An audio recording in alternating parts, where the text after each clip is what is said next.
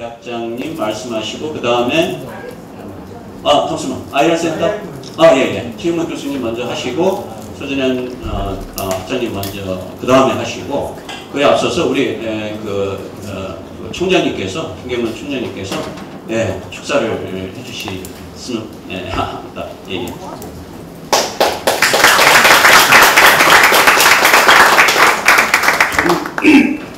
제가 총장 된 지 이제 1년이 됐는데 오늘 이 자리에 초대를 받고 뭔가 제가 또 보고를 드려야 되는 자리인 줄 알고 제가 또 준비를 했을 때 짧게 하라고 해서 짧게 하도록 하겠습니다.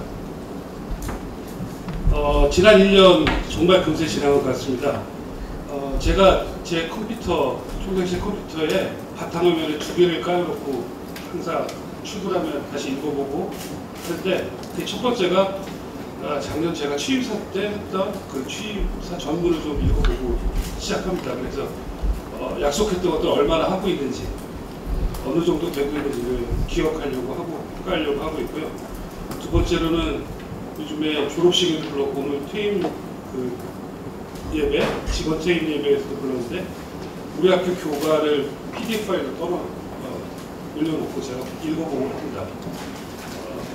우리 학교 교과, 이재정 지부님이 작사하셨죠.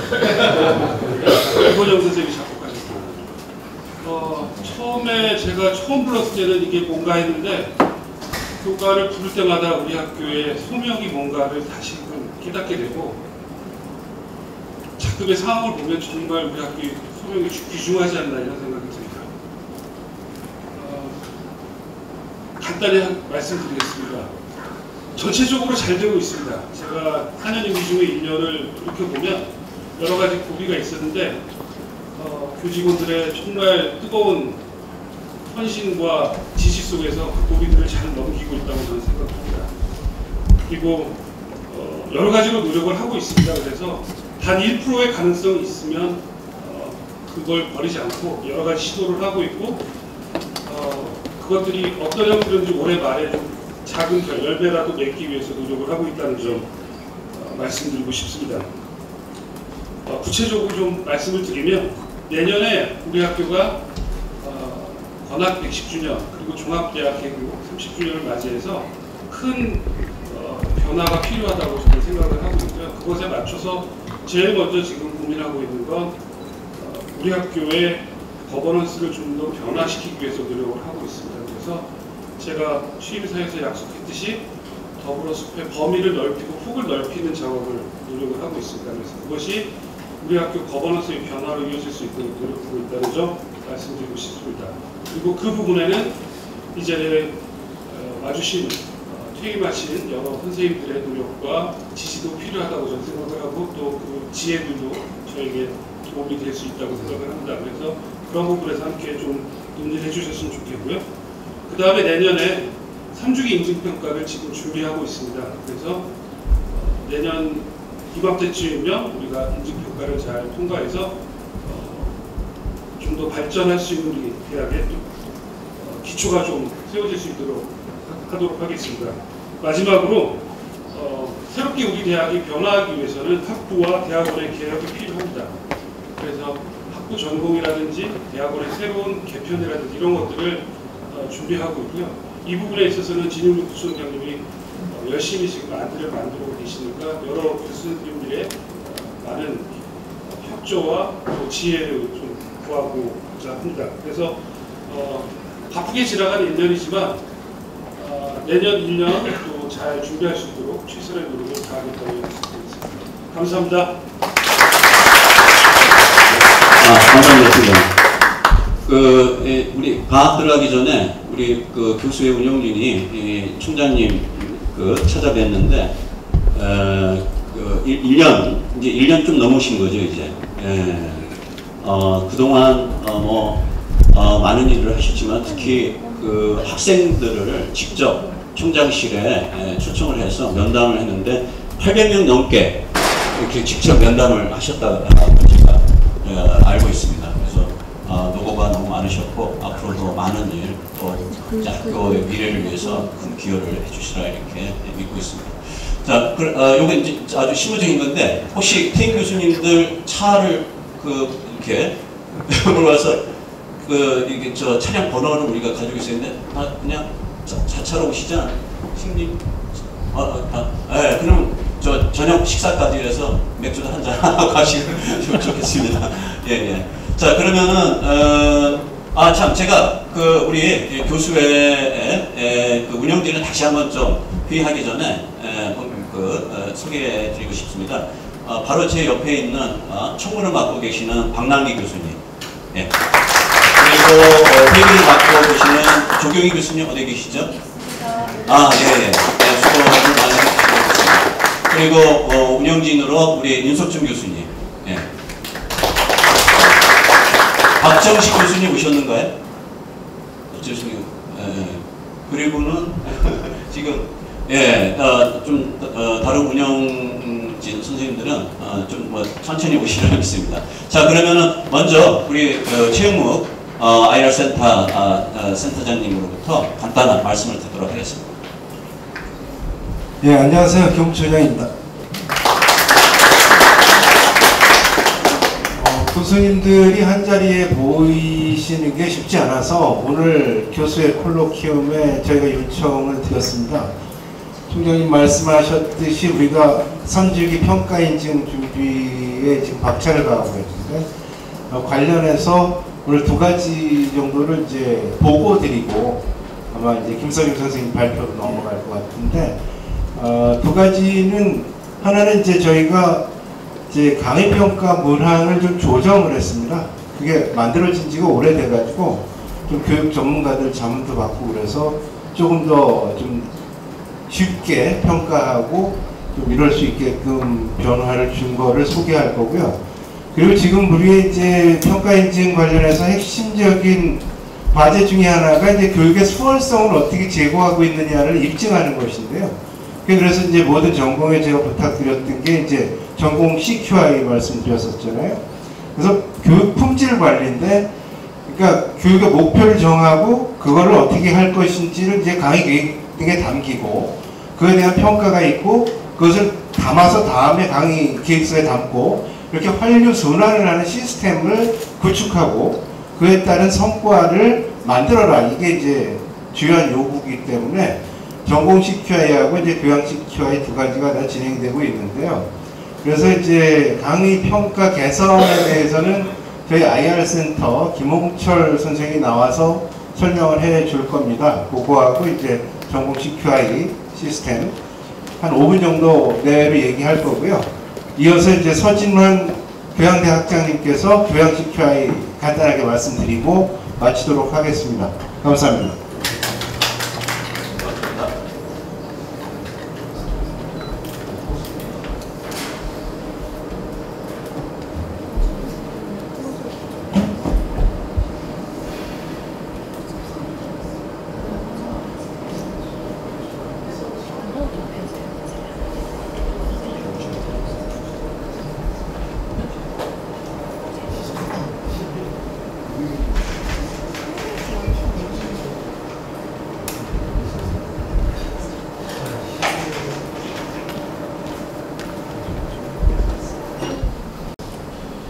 안녕하십니까. 교육신 IR센터 김우철입니다. 지금부터 빠르게 강의평가 개선안 및 CQI 절차 안내를 설명드리도록 하겠습니다. 먼저 강의평가 문항 개선 보고부터 말씀드리도록 하겠습니다. 먼저 교육혁신 IR센터에서 선행연구 분석 그리고 타대학 사례 분석을 통해서 강의평가 문항 도구를 초안 개발하였습니다. 그 다음으로 전체 교원 대상으로 강의평가 문항 도구 초안 발표 및 교수자 의견 수렴을 진행했고요. 그 다음으로 교육위원회, 교육혁신원 운영위원회를 거쳐서 최종 심의 및 최종 검토를 진행하였습니다. 그리고 끝으로 지금 결과 보고를 앞두고 있는데요. 지금 교수님들 앞에서 설명을 드리고 그 뒤에 내부 기한을 하고 규모처로 발송하는 것으로 마무리를 지으려고 합니다. 현재 변경사항은 다음 6가지를 변경을 하였습니다. 제가 기존 문항과 이 변경된 문항을 보여드리면서 하나씩 말씀드리도록 하겠습니다. 먼저 기존 문항 같은 경우 분류를 보시면 공통으로 되어 있고 이제 3-1번부터 4번까지 이제 그 수업의 그런 그 방식에 따라서 이론 실습, 세미나 이론 실습으로 바뀐 것 외에는 모두 공통으로 되어 있습니다. 그리고 강의평가 같은 경우는 강의에 대한 평가와 이제 두 가지의 이제 학생 자신에 대한 평가로 분류가 되어 있습니다. 전체적으로 체계적으로 조금 변화를 주기 위해서 이번에 이제 제가 LD 모형이라고 교수 설계 모형과 하위 영역을 설정을 해서 조금 체계화 및 수업 전반적인 영역을 평가를 하려고 하였습니다. 그래서 지금 보시면 이게 계산된 기말 강의 평가입니다. 분류를 보시면 이제 분석부터 시작해서 평가까지 수업 전 영역을 체계적으로 모두 반영할 수 있게 되었습니다. 그리고 유사문항 통합 및 평가 문항의 정교화인데, 이거 같은 경우에는 기존의 이제 이론 실습 세미나 이론 실습 같은 경우에는 수업 방식에 따라 뭐 분류를 하기는 했지만, 사실상 평가 문항을 제대로 살펴보면 뭐 3-2번을 보시면 실습을 통해 뭐 이해에 도움이 되었다, 세미나를 통해서 이해가 높아졌다라는 등 좀 어느 정도 유사 문항이 좀 있었습니다. 그래서 제가 7번 아이 실행 수업 방법에서 보시면 수업 방법은 강의 내용을 이해하는 데 효과적이었다라고 한 가지 문항으로 통합을 시켰습니다. 그리고 평점 척도를 좀 수정을 하였는데요. 기존 문항 하단에 보시면 매우 낮음부터 매우 높음으로 설정되어 있습니다. 보통 통계에서는 이제 전혀 그렇지 않다 혹은 뭐 매우 그렇지 않다서부터 이제 매우 그렇다라고 이제 평점 척도를 이제 구성을 하는데, 과거에서는 매우 낮음부터 매우 높음으로 설정되어 있습니다. 이 부분을 수정을 하였습니다. 그리고 중간 강의 평가와 기말 강의 평가를 나누어서 설정을 하였는데요. 중간 강의 평가와 기말 강의 평가의 차이는 10번, 11번, 13번의 차이입니다. 10번, 11번, 13번은 이제 평가 영역인데요. 평가 영역 부분에서 이제 중간 강의 평가 시점상에서 평가하기 어려울 수 있는 문항들은 기말 강의 평가에만 집어넣었습니다. 그래서 중간 강의 평가와 기말 강의 평가가 차이가 있습니다. 그리고 마지막으로 이제 과거에는 이제 휴보강 문항이 있었는데, 휴보강 문항을 9번 수업시간 준수 및 휴보강이었는데 휴보강을 삭제를 하였습니다. 그 이유는 수업시간 준수 내에 휴보강이 포함이 되어 있다고 생각하기 때문입니다. 이상으로 이제 강의평가에 대한 내용을 마치고요. 다음으로 이제 CQI에 대한 내용입니다. CQI는 이제 지속적인 교육 질 개선을 의미하고 교과목 및 교육 과정에 대한 체계적인 품질 관리를 통해 학생의 역량 제고 및 만족도 향상을 목적으로 합니다. CQI 절차 같은 경우에는 이제 IR 센터에서 기본 계획을 수립하고, 그 다음에 이제 제가 체크한 부분은 이제 교수님들께서 좀 중심적으로 봐주셔야 될 부분입니다. 전공 CQI 보고서 및 교양 CQI 보고서를 교수님께서 작성을 해주시고, IR 센터에서 그것을 통합을 하여서 이제 대학 CQI를 작성을 하도록 합니다.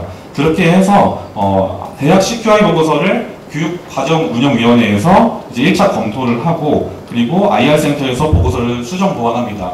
그 뒤에 이제 최종 심의 확정을 교육과정위원회에서 하고, 마지막으로 대학 CQI 보고서를 결과를 공지를 하도록 합니다. 그리고 차년료에 대학 CQI 보고서 개선 사항을 각 전공 및 교양에서 진행하도록 합니다.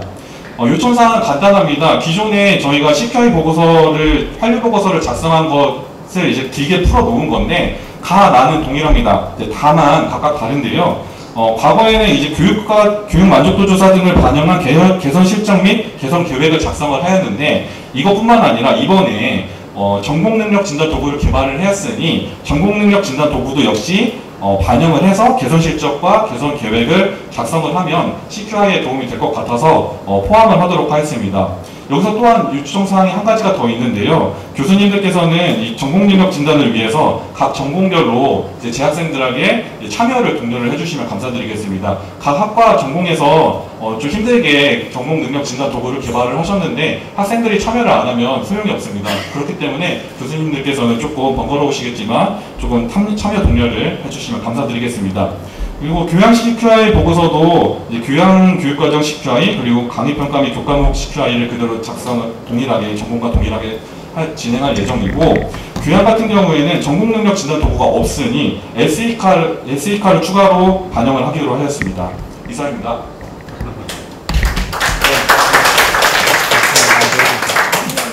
질문은 나중에 메일로 받겠습니다. 감사합니다. 네, 우리 설리나.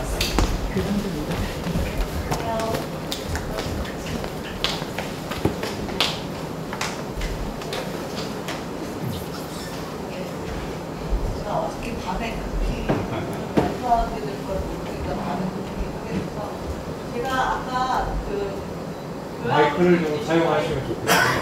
핸드 마이크. PI 작성을 교양도 이제 해야 한다고 하셨는데 22년도 거를 지난주에 이제 완성을 했습니다. 거의 한 90쪽에 가깝더라고요. 모든 자료를 다 집어넣었더니 그래서 그거를 오늘 5분 발표 분량으로 제가 축약을 좀 해봤습니다.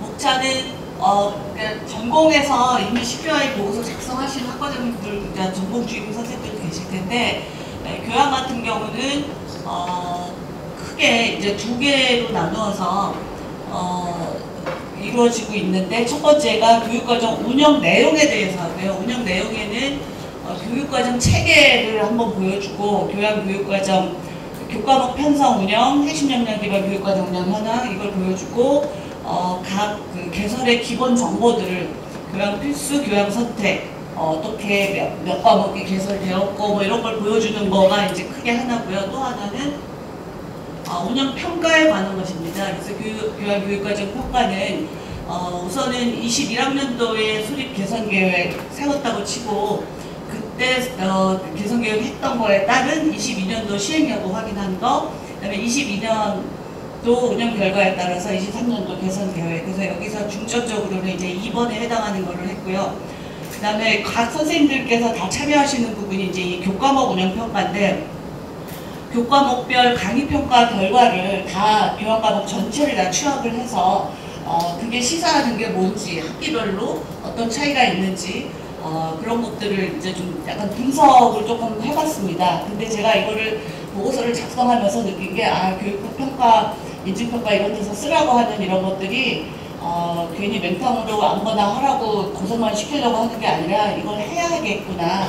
해야지 우리가 어떤 방향으로 개선을 할지 방향을 잡겠구나. 이런 생각을 이걸 보고서 쓰면서 하게 됐습니다. 그 다음에 교과목별 CQI 입력 현황 그것이 이제 들어가 있고 세 번째로는 이 내용을 결과 분석을 해서 23년도에 어떻게 개선할지 제가 지금 방금 말씀드린 부분이 바로 이 3번에 해당하는 거라고 볼 수 있습니다. 그래서 우선 교육과정 운영 내용 주요 현황표 몇 가지만 아주 그 전체 중에서 아주 간단한 거 몇 가지만 그냥 맛배기를 보여드리면 우선 우리 학교에 이 당시 지금은 이제 이게 허물어졌어요. 우리가 핵심 역량 기반 교육을 이렇게 나눠서 했었는데 23년도 입학생부터 달리 했기 때문에 지금은 이렇게 안 하고 있지만 22년도 운영 보고서는 이런 식으로 각 역량별로 몇 과목씩이 있다 뭐 이런 식으로 보고를 했었고요. 그래서 이때 우리가 평가에서 강조했던 거는 우리는 역량별로 균형 잡힌 교육을 한다 라는 거를 강조를 했었어요. 그 다음에 개설 기본 정보로는 교양필수 22년 1학기 교양필수 근데 제가 이거를 정리하면서 느낀 게 교과목 유형이라고 하는 저 붉은 글씨 파트가 우리가 굉장히 문제가 있다라고 하는 걸 느꼈어요. 그러니까 거의 모든 과목이 이론 중심이고 이론 및 실험 필수 우리는 사회봉사 딱 하나 교양에서 그리고 이제 일부 과목에서 이론 및 실험 실습 넣는데 실험이라는 말 때문에 거의 대부분의 실제로 실험 실습이 이루어지고 있는 그런 과목들도 그냥 다 이론 중심으로 이게 유형이 분류가 되어 있더라고요. 이게 지금 여기는 이렇게 두드러지지 않는데 교양 선택 과목 100몇 가지를 다 나열해 보니까 다 이론 중심으로 되어 있어요. 그래서 우리 학교는 그냥 이론 중심 교육만 하는 학교처럼 표가 보여진다라는 게 이게 문제라는 거를 발견을 하게 됐습니다. 그리고 여기에 뭐 중요한 지표 중에 예를 들면 평균 수강 인원 이런 것들이 있는데 처음에 이제 그 1258 34.08% 뭐 이런 식으로만 처음에 했었는데 제가 가만 생각해 보니까 사회봉사나 치필 같은 경우는 수강 인원 집계할 때 우리한테 불리한 것들이죠. 조금 더 많은 인원으로 수업을 하기 때문에 그래서 성격을 달리해서 그 두 강좌를 뺀 다음에 우리의 그 평균 수강 인원이 얼마인지를 한 번 더 계산을 넣었습니다. 이제 평가할 때는 우리가 더 강조해야 하는 이제 밑에 부분인 거죠. 그다음에 이제 마찬가지로 2학기도 똑같이 해서 셰프라고 사회봉사, 농촌봉사를 전체 그 평균 수강 인원 계산해서 두 가지로 같이 보여주는 방식으로 표를 작성을 해봤습니다. 그래서 1, 2학기 필수 5대 교양 필수도 이제 셰프과 사회봉사를 뺀 게 5대 필수고 7대 필수는 이제 그 둘을 다 합친 건데, 그래서 그런 식으로 나누어서 1, 2학기를 그래서 개설 강좌수, 평균 수강생 수, 전임교수 강의 담당 비율. 근데 평가에서는 저런 걸 중시하겠죠. 평균 수강생 수가 얼마나 적으냐, 전임교수 강의 담당 비율이 얼마나 높으냐, 이런 거를 보겠죠. 근데 우리 학교는 제가 볼 때는 크게 지표가 나쁘지는 않은 것 같습니다. 특히 이제 교양 필수 같은 경우는 전임 비율이 높은 편이죠. 그 다음에 더 중요한 파트가 아까 1번은 이제 현황 내용이라고 본다면 이제 평가와 관련된 내용이 이제 여기서부터 시작이 되는데요. 우선 그 교양교육과정 평가에서는 제가 1, 2, 3, 4는 거의 모든 자료들을 다 수집을 해서 표를 그리고 글을 쓰고 그거는 이미 다 마쳤습니다. 그래서 교육만족도 조사 아까 하라고 했는데 그거 했고요. 학생 모니터링단 구성을 해서 의견 수렴해서 그거에 바탕을 두고 24년 계획 세웠고, SE과 진단 조사 우리 뭐 몇 명 참여하지는 않았는데 그래도 그 점수를 갖고 어쨌든 개선 계획을 세워봤고요. 그다음에 교필 교과목 담당 교수 세미나, 이거는 교필 담당하시는 선생님들은 다 아실 텐데 매 학기 1회 이상 교필 담당 교수들이 모여서 강의평가에 대한 리뷰도 하고 이 과목을 어떻게 개선할지를 논의하고 하는 그거를 매 학기 해왔습니다. 그래서 그 결과를 모두 종합해서 23년 개선 계획을 세웠고요. 이거는 이제 나중에 혹시 이 내용이 궁금하신 분은 제가 출력본을 하나 교양대학에 비치해 두도록 하겠습니다. 그래서 결제 올 때는 이제 온라인으로 하는데, 그래서 궁금하신 부분은 세부적인 거 보실 수 있도록 해두겠습니다. 그 다음에 이제 7대 필수 교과목 강의평가 1, 2학기를 이제 비교를 해봤는데, 제가 여기서 말씀드리고 싶은 거는 뭐 이런 거예요. 예를 들면, 굉장히 1학기 때 낮았는데 2학기 때 올라갔는데 뭐 때문에 올라갔을까? 뭐 그런 것들. 예를 들면 사회봉사 같은 경우는 담당 교수가 같거든요. 근데 1, 2학기 점수 차이가 굉장히 많이 나요. 그랬더니 이게 왜일까? 라고 이거저거 들여다보니까 수강 인원이 굉장히 차이가 많이 나는 거죠. 그러니까 사회봉사 과목을 개선할 때 1, 2학기 학생 수를 좀 균등하게 만들어 놓으면 이게 조금 그 차가 좀 줄어들고 전반적으로 강의평가 점수가 올라갈 수 있겠네. 그러니까 이런 거를 표를 만들어 놓으니까 그런 개선 방안을 찾아볼 수 있었다는 거죠. 그 다음에 교양 선택 과목 같은 경우는 1, 2학기 비교를 해보면 강좌수 87, 2학기 79인데 전체 평점 1학기 때 4.3459, 2학기 때 4.517. 제가 정확하게 이게 표준 편차가 얼마인지 제가 아직 확인을 못했는데 저 점수가 0.17, 0.18 이 정도 되는데 이게 굉장히 큰 차이라고 볼 수 있습니다. 그 점수 분포도 보시면 1학기 때 굉장히 낮은 어떤 점수가 좀 영향을 줬고 심지어 5점 만점인 과목도 있었거든요. 그래서 이런 것들을 하나하나 들여다보면서 뭘 바꾸면 전체적으로 이게 올라가는구나. 아까 저기 강의평가 문항 개발을 새로 하셨는데 아마 그것도 이제 다음번에는 좀 더 정확한, 더 타당한 결과를 보여줄 수 있을 거라고 생각이 듭니다. 그 다음에 이제 1, 2학기 저는 이제 이거를 좀 강의 평가 점수를 올리는 거를 굉장히 중요한 성과 지표 중에 하나로 놓고 봤을 때 1학기 평균이 22년도에 4.345, 2학기 평균이 4.517이라고 했을 때 이 전체 평균 이하 교양 과목이 몇 개가 되는지, 그 다음에 우리가 보통 3.5 아래면은 뭔가 이거 무슨 보고서를 꼭 쓰도록 되어 있는데 저는 그 기준을 좀 높여서 4.0 이하인 교양 과목이 몇 개가 되는지 그런 거를 조금 조사를 해봤습니다. 그랬더니 1학기 때 강좌 수가 그 4.0 이하였던 교양 과목 강좌 수가 전체 중에 10.7%였는데 2학기 때 3.17%로 확연하게 줄었는데요. 제 생각에 22년 1학기 이후에 22년도를 우리가 맞이하면서 외래 교수님 그 3년 계약이 종료된 분들 중에 강의평가 점수가 지속적으로 3년 내내 낮으셨던 분들이라든가 아니면 폐강이 굉장히 빈번했던 과목이라든가 그런 거를 그냥 다 문을 닫아버렸습니다. 폐설을 해서 그때 제가 평생 먹을 욕을 그 당시에 다 먹었었는데 아마 23년도 1학기하고 22년도 1학기를 비교해보면 그 차이가 더 굉장히 큰 것으로 기대를 하고 있습니다. 그다음에 CQI 이제 보고서 작성한 거에 대해서 이렇게 살펴봤는데 보고서 작성 수를 보면 1학기 때하고 2학기 때 이제 작성한 수 퍼센티지가 나와 있습니다. 그래서 2학기 때 확연하게 그러니까 2학기 때 그 계약을 다 종료하고 폐설을 하고 막 피바람을 거의 불렀는데 이게 지표로 이렇게 성과로 딱 나타날 줄은 저도 깜짝 놀랐습니다. 참여율이 확연히 달라졌고요. 교양 선택 더 확연하게 나타나고 있고요.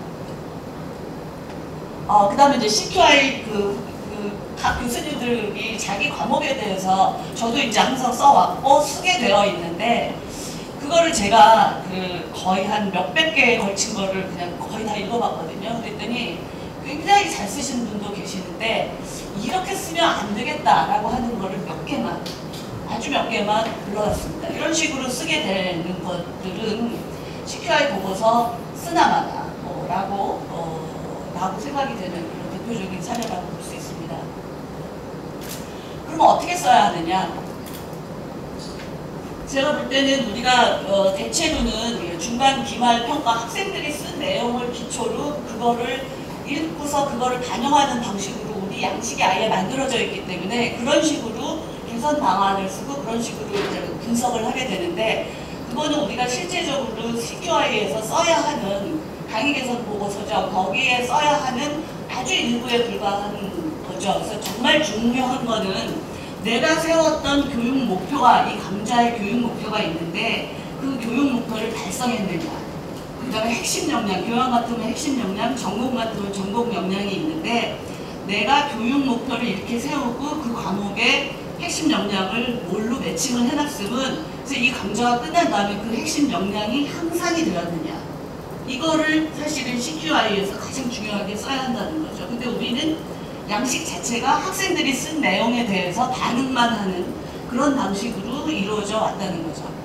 그래서 교육 목표, 교육 내용, 수업 방법, 핵심 역량하고를 연결지어서 강의 계획서를 애초에 이렇게 작성을 하고 그 다음에 이제 IR센터에서 SE과 진단 결과를 전체 교양 담당 교수님들한테 뿌려주면 그거를 보고 이번에 어떤 역량이 점수가 낮구나. 그럼 우리 과목에서는 그거를 향상시키겠다. 이런 거를 강의 개선 보고서 차기 년도 계획 안에 넣어야 한다는 거죠. 그래서 그 샘플을 간단히 보여드리면 예를 들면 강의 계획서를 아예 이런 식으로 작성을 하면 그러니까 수업 목표 하나 쭉 적게 돼 있고 그 다음에 또 밑에 표에다가 수업 내용 쭉 적게 돼 있는데 그게 우리의 현재 강의 계획서인데 제가 제안하는 거는 아예 이걸 하나의 표로 작성을 하게 되면 어쩔 수 없이 이 목표와 내용과 방법과 역량이 연동이 서로 될 수밖에 없다는 거죠. 그래서 표 자체를 아예 이렇게 그려주면 좋겠다라는 걸 IR센터에다 이제 제가 제안을 해둔 상태이고요. 그 다음에 이제 SE가 뭔지 되게 궁금하셨는데 그 가치 역량에 대해서만 샘플을 말씀을 드리면 인간 인권이라고 하는 그 역량, 하위 역량 내에서도 이걸 우리 학교에서 이제 개발한 진단 도구예요. 그래서 거기 보면 인간 인권도 인권 존중 의지, 인권 태도, 인권 문제 관심과 참여 이 세 개의 하위 요소로 나누어집니다. 그러면 22년도 점수에서 인간 인권 관련해서는 딴 거는 점수가 괜찮은데 인권 문제 관심과 참여 요소에 대해서는 4.0 아니다 라고 하면 내가 만약에 인권과 평화를 강의를 한다. 그래서 인권과 평화에서는 주역량이 인간 인권이라고 한다면 우리 강좌에서는 앞으로 인권 문제에 대한 관심과 참여를 하는 활동을 집어넣어야 되겠다라는 거를 강의 계획서에 적어야 된다는 거죠. 그래서 그런 점에서 이 SE카를 굉장히 적극적으로 강의 계획서, 차기 년도 강의 개선 보고서에 활용을 해야 한다라고 하는 것이죠. 예. 여기까지입니다. 감사합니다. 간단하게 하니까 너무 시작해요. 수고하셨습니다. 네. 예,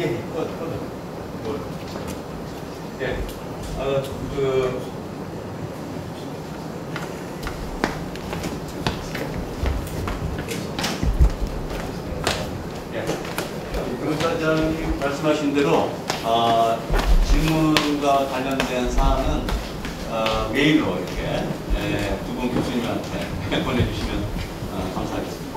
자, 다음은 사실 그 교수 콜로퀴움의 메인 행사인데 김서정 교수님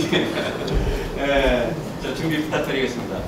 거의 뭐 상고 철여 수준으로 제가 부탁을 드렸는데 뭐 기대 이상으로 준비를 많이 해오셨어요. 근데 제가 15분 이내로 꼭 좀 지켜달라고 했더니 난처해 하시는 그 모습을 보여주셨는데 어쨌든 15분 이내로 말씀을 주시면 요거에 대한 또 토론도 하고 해서 제가 적당한 선에서 이제 일부 순서를 마무리하도록 하겠습니다. 예, 감사합니다. 박은호 원장님이 학교 문서로 뭐 전화를 해서 논의를 하다가 그 얘기를 좀 하니까 그걸로 발표를 해달라고 해서 내가 아는 범위는 바로 전화로 얘기할 수밖에 안 되는데 근데 하여튼 그래서 발표를 수락하고 나니까 이제 그게 계속 머리를 눌러가지고 양이라도 조금 채워야 되겠다 생각해서 양을 채웠지만 이제 많은 부분 우리 학교에서 논의했던 것 중에서 제가 얘기하고 싶은 것들 부분을 좀 뽑은 거라서 그렇게 길게 설명하지 않아도 그건 될 것 같습니다. 제가 말씀드리려고 하는 거는 오늘 뭐 앞에서 두 분이 발표하신 것처럼 학교는 여러 가지 학교와 교육을 충실하게 내실하기 위해서 노력을 하고 있고 내년 평가를 위해서 또 열심히 노력하고 있는 걸 압니다.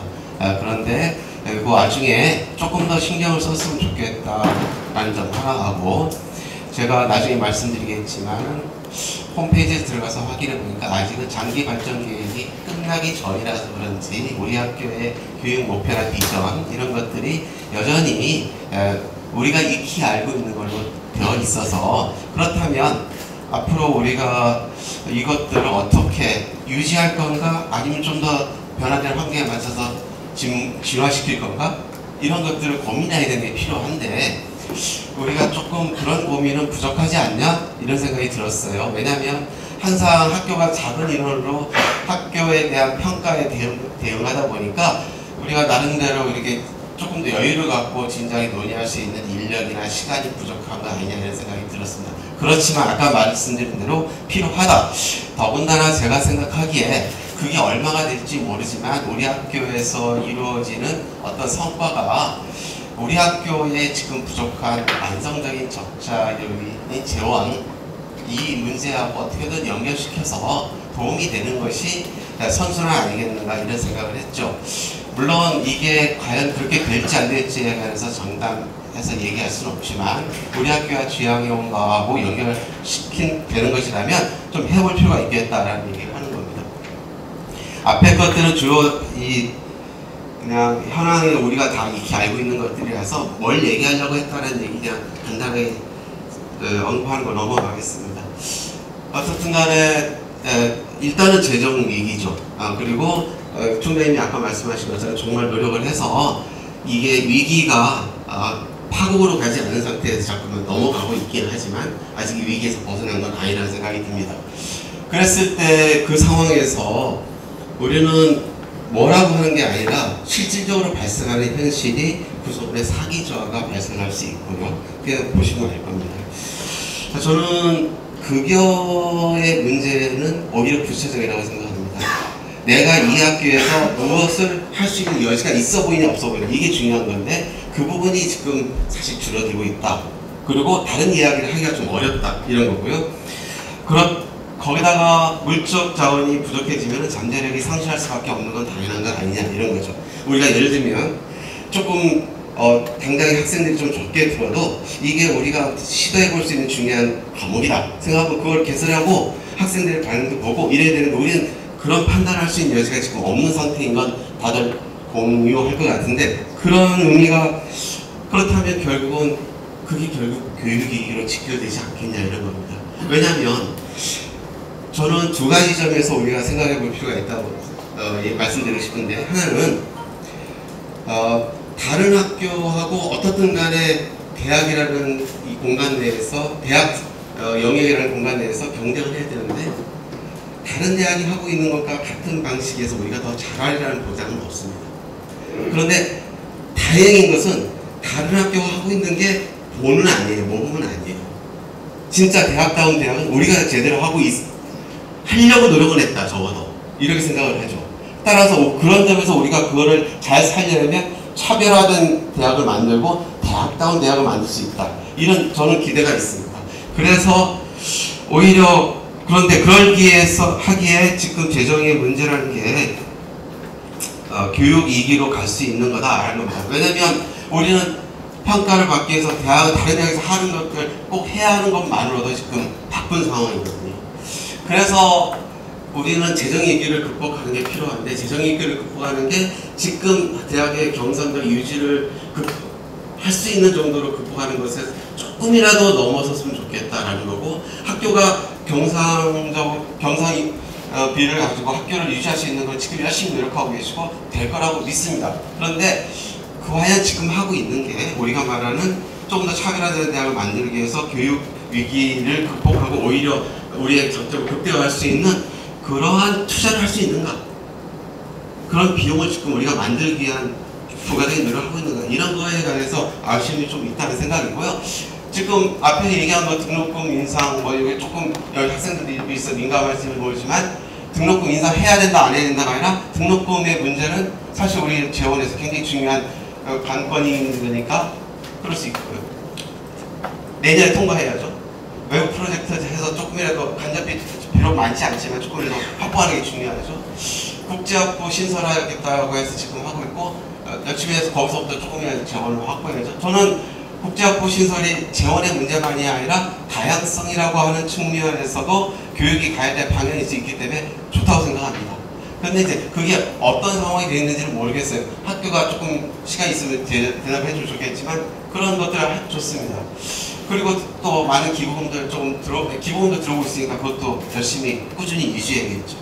그런데 제가 생각하는 것은 교계에서 들어오는 기부금을 넘어서서 조금 뒤에서 얘기한 이 두 가지에 좀 더 우리가 더 신경 쓸 수 있지 않냐 이런 생각이 있는 겁니다. 다시 말하면 학교 관계자인데요.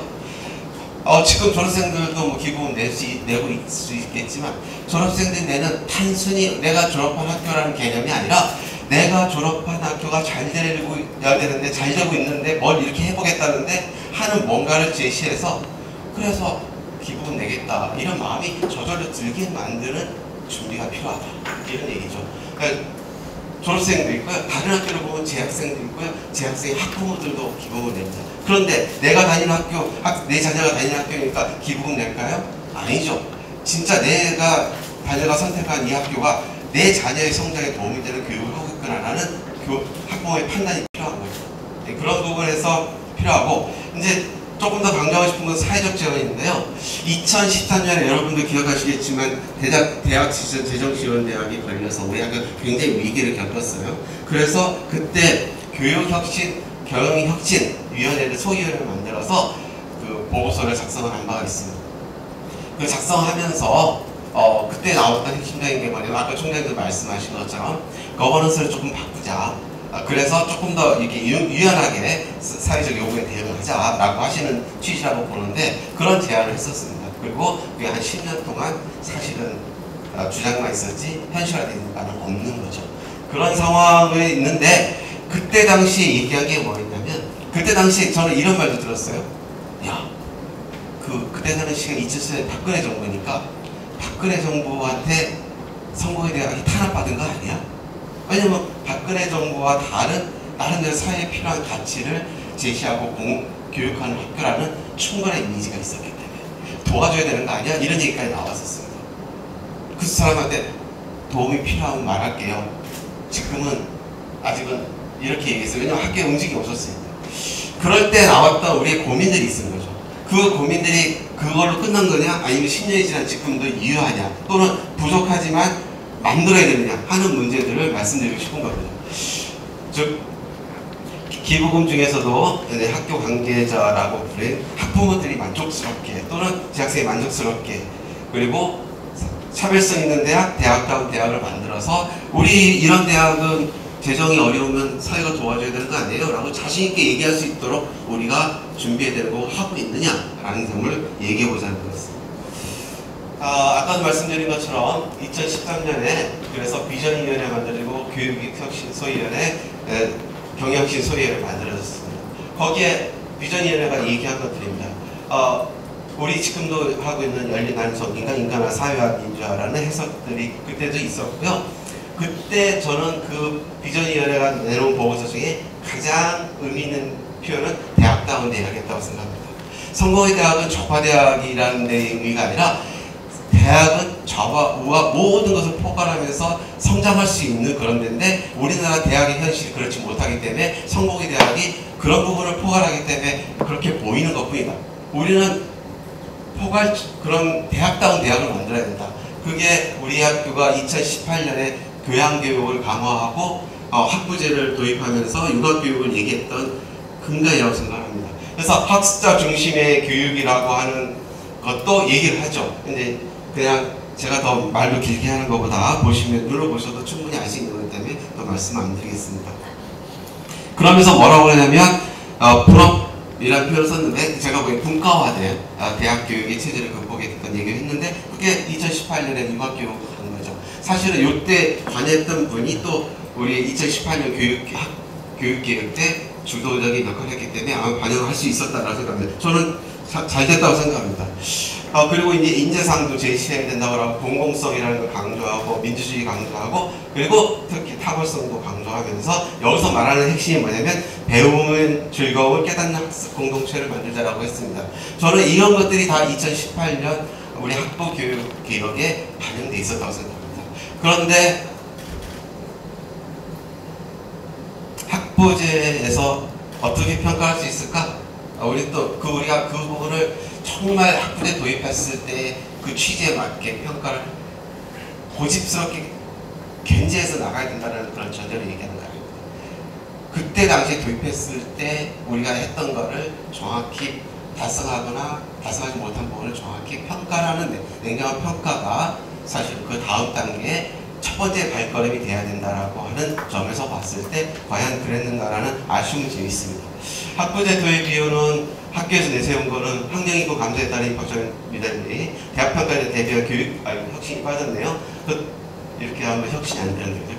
교육 혁신 이렇게 했는데, 저는 거기에서 진짜 핵심은 방향성이었다고 생각합니다. 교육을 융합하고 자기주도성을 기르자라는 거였죠. 그러기 위해서 융합과 관련해서 우리가 얘기해 볼 수 있는 것은 융합 전공 만들고요. 자기주도 설계 전공 같은 것들 다 했습니다. 그런데 실제로 융합에 역행하는 전공 선택 절차가 있었죠. 다들 기억하시겠지만 3학기에 융합 전공을 선택할 수 없었습니다. 즉 속칭 3전공으로만 선택할 수 있었죠. 그러니까 융합 전공이나 자기주도 설계 전공을 선택한 비율이 확 떨어질 수밖에 없는 겁니다. 그리고 우리는 융합 교육을 하겠다고 하고 실패한 것으로 결과가 나오게 된 거죠. 대학생활 세미나의 형이요.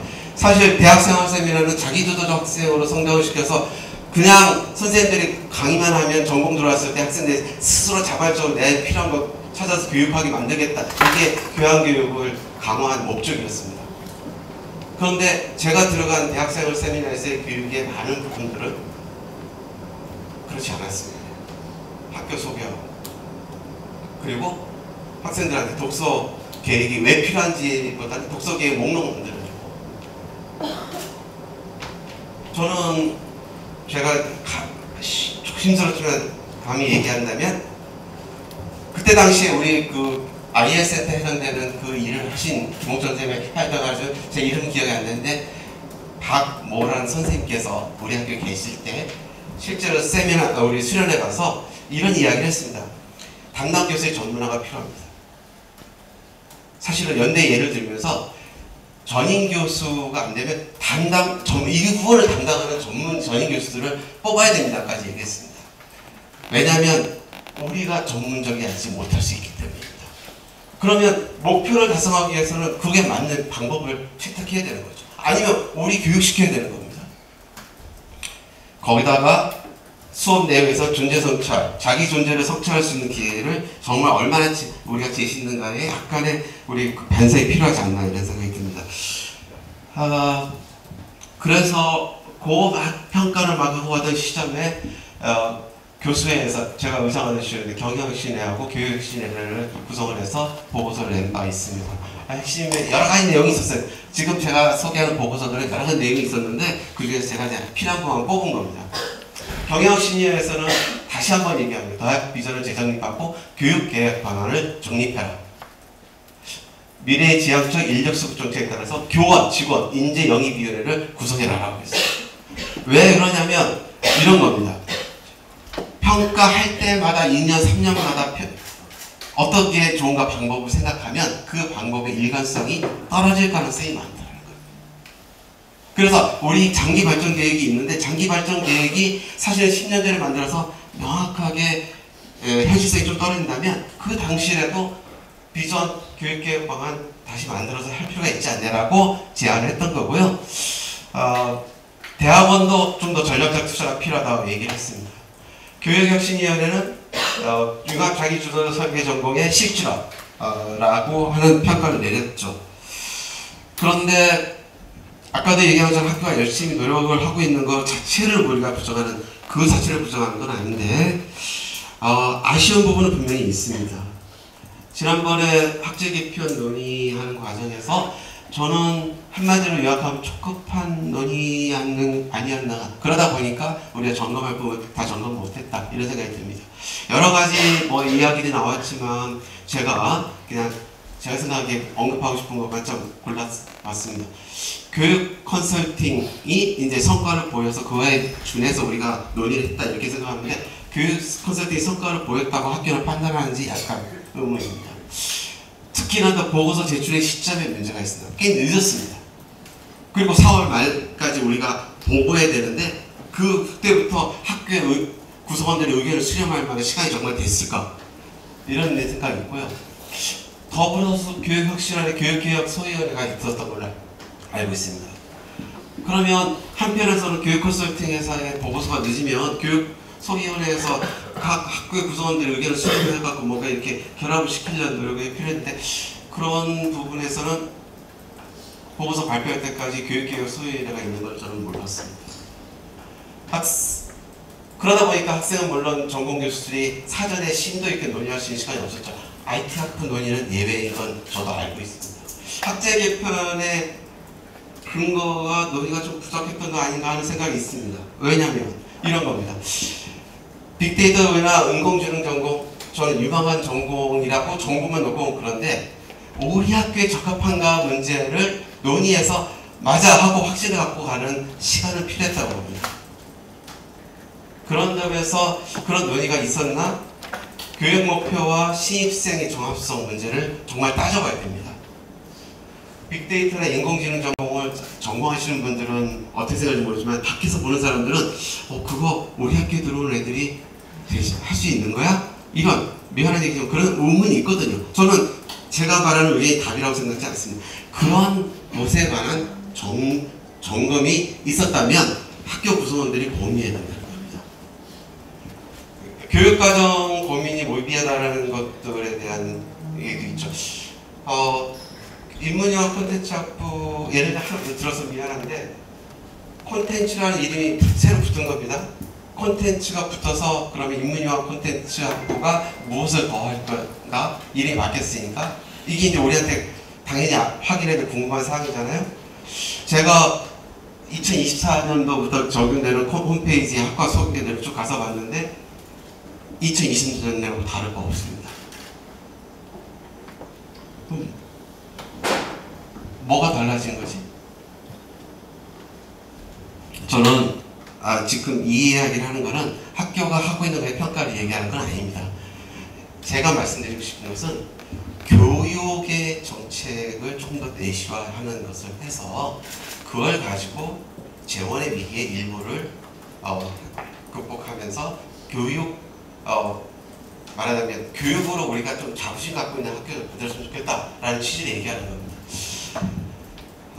저는 그래서 학교가 열심히 노력하고 있는 와중에도 조금 더 보완해야 될 것이 기본적으로 대학원 발전 방향으로 얘기하는 거군요. 대학원 우리 학교에서 지금 항상 모집이 안 돼갖고 위기라고 얘기하잖아요. 그러면 어떻게 해결할까?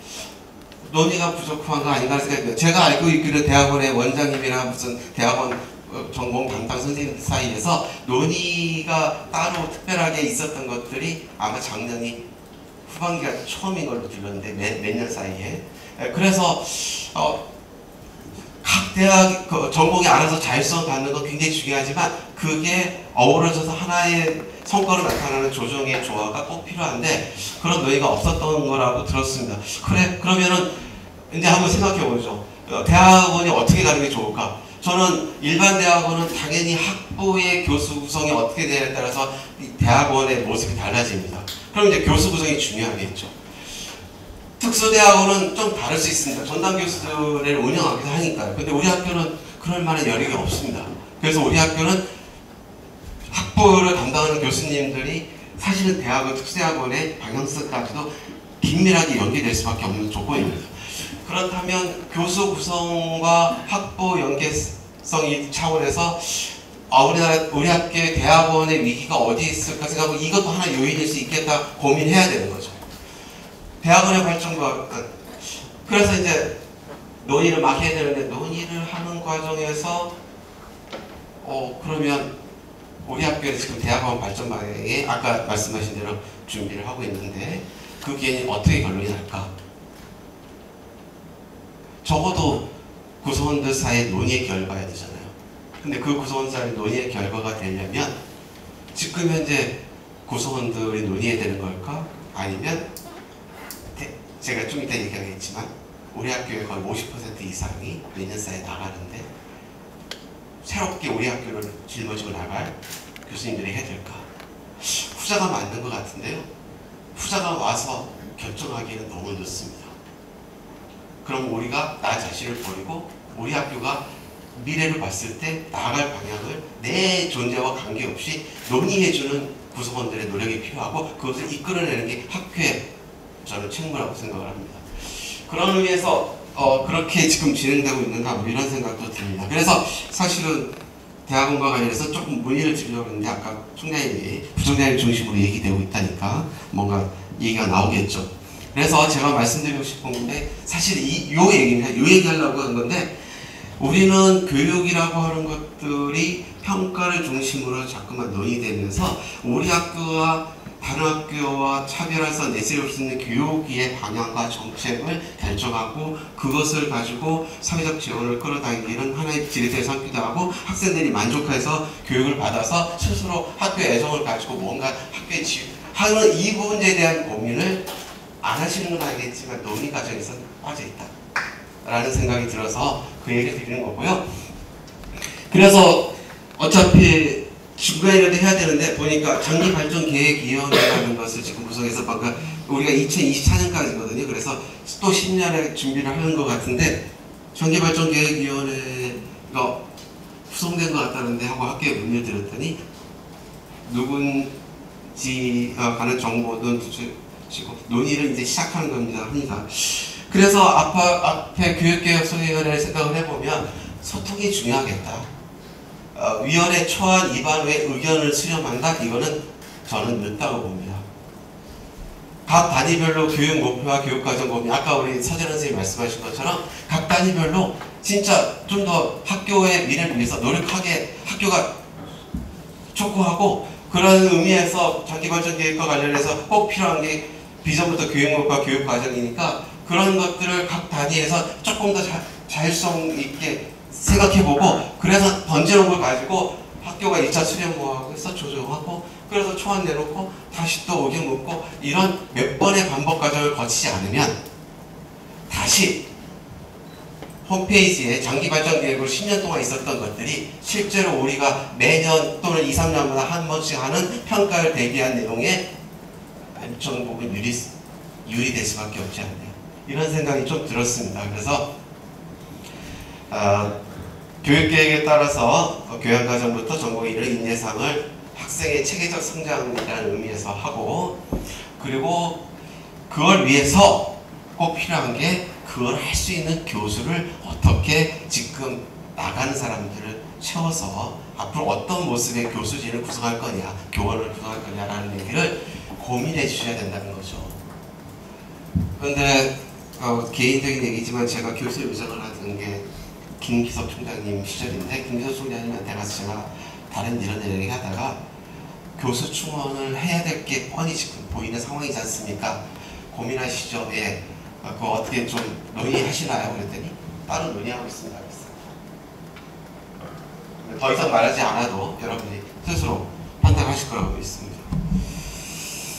2014년에 재정정책인데 그건 아까 제가 말씀드린 것들이나 그야말로 사회적 요구에 맞는 인재 육성을 하고, 그거에 따라서 그런 것에 제대로 교육을 해서 우리 학교가 사회에 꼭 필요한 인재들을 만드는데, 그게 흔히 말하는 산학부 보고서 같은 데서 나오는 그런 인재는 많이 아니라 우리 사회를 진짜 걱정하고 사회를 변화시킬 수 있는 그런 인재들을 모든 전공력에서 만들어야 된다고 저는 생각합니다. 그래서 그렇게 해서 사람들에게 우리 학교가 좀 더 다른 학교와 다른 차별화된 대학 또는 대학다운 대학이라는 점을 제안하고, 그리고 그걸 통해서 외부의 현금 지원만이 아니라 외부의 물심양면의 지원을 받아서 선순환을 하는 것이 꼭 필요하다. 그걸 위해서 저는 이런 논의가 소통을 통해서 교육개혁 문제의 기본이 학교 구성원 전반에서 근본부터 논의해야 된다고 생각하는데, 다른 분들은 어떤 방법으로 가능한지 한번 듣고 싶습니다. 고맙습니다.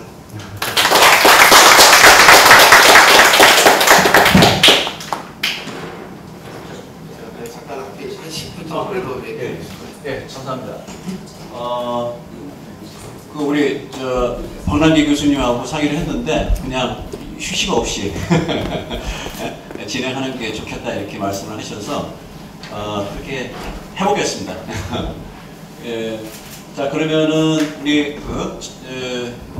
김선중 교수님이 이 더운 날씨에 참 많은 준비를 해 주셨고, 제가 이제 좀 여기서 물론 이게 제목이 교육 중심의 선순환 정책의 중요성인데, 제가 좀 약간 여기서 이제 조금 아쉬운 부분은 제가 메일로도 드렸지만은 기본적으로 우리가 교수가 해야 할 기본 사안으로서 이제 교육, 그 다음에 연구, 행정 이 세 가지를 얘기하면서 이 세 가지가 어떻게 앙상블을 이루도록 할 것인지, 그게 우리의 과제다. 그래서 여기서는 연구 부분이 조금 빠진 것 같아요, 제가 볼 때.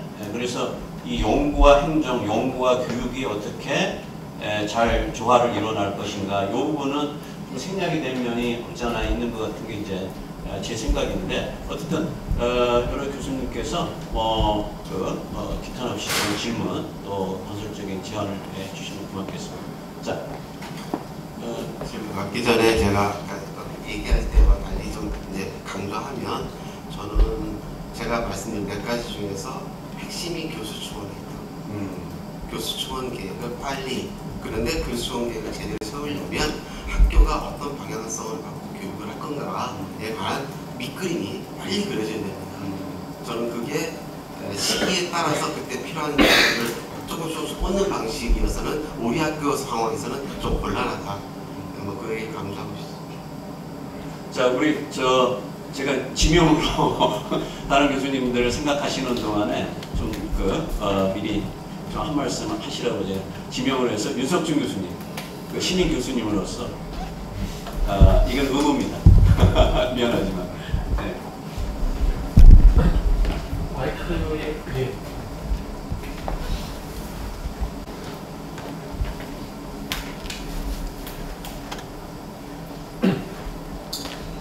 예, 윤석준이라고 합니다.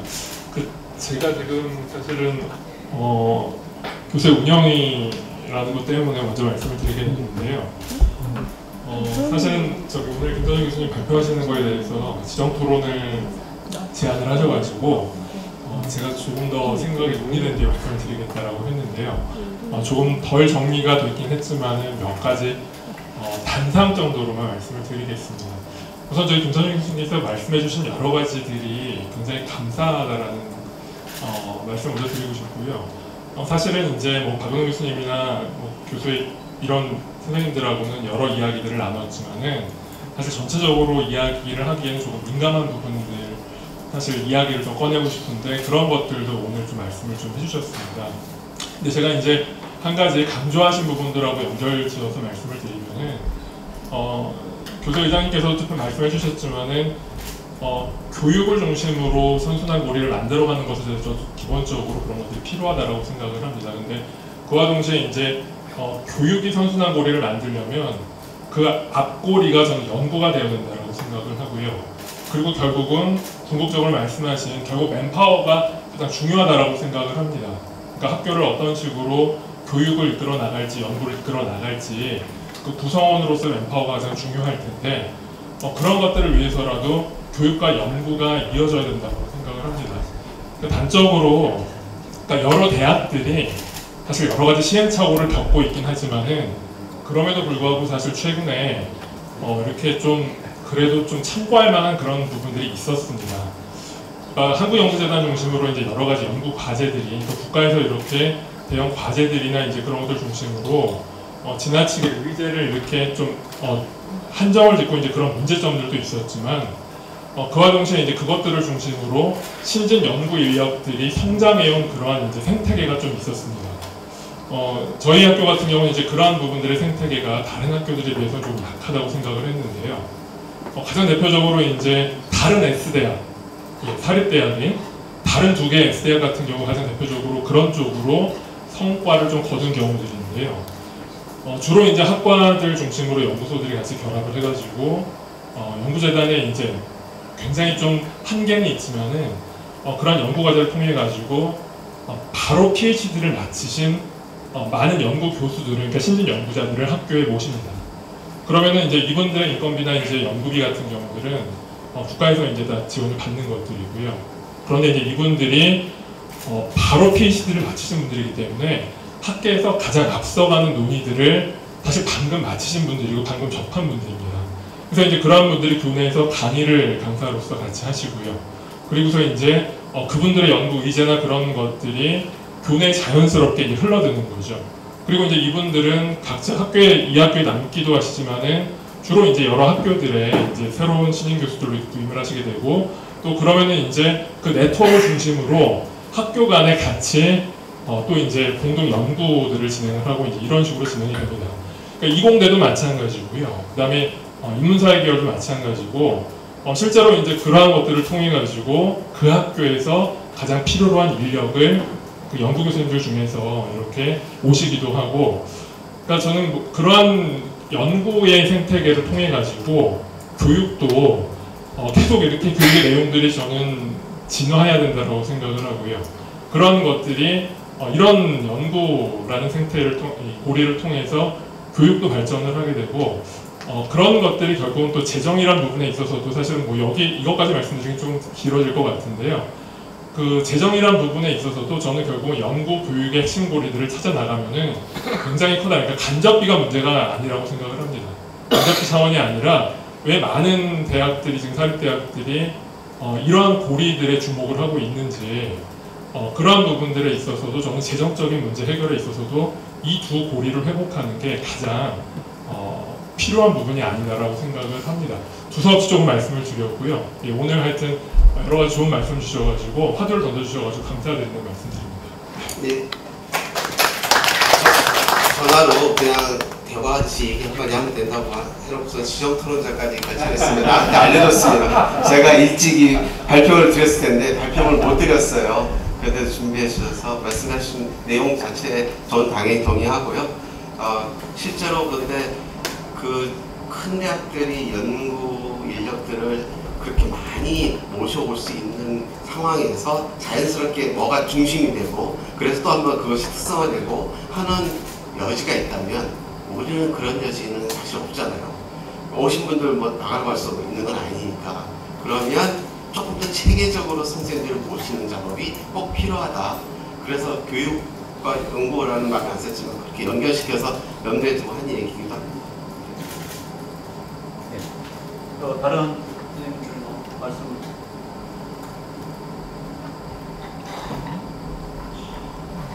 없으면 끝나요?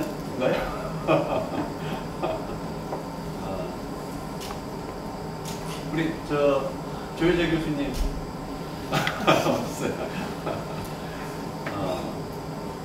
제가 생각보다 말을 길게 했죠. 그러면 끝내야 될 것 같습니다. 네, 수고하셨습니다. 네.